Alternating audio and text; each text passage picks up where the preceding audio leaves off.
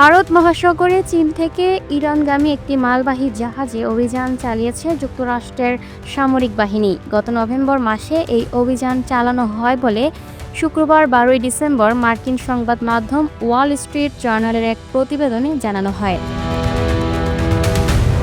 নাম প্রকাশ না করা শর্তে মার্কিন কর্মকর্তাদের বরাতে প্রতিবেদনে বলা হয়, শ্রীলঙ্কা থেকে কয়েকশো মাইল দূর থেকে জাহাজটি জব্দ করে মার্কিন সামরিক বাহিনী।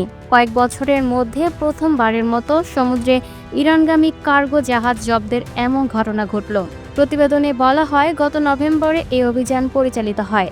যুক্তরাষ্ট্র ভেনেজুয়েলা উপকূলের কাছ থেকে একটি তেলবাহী ট্যাঙ্কার জব্দ করার কয়েক সপ্তাহ আগে এই ঘটনা ঘটে। জাহাজটিতে প্রচলিত সমরাস্ত্র তৈরির জন্য প্রয়োজনীয় বিভিন্ন সামগ্রী ও উপকরণের চালান ছিল।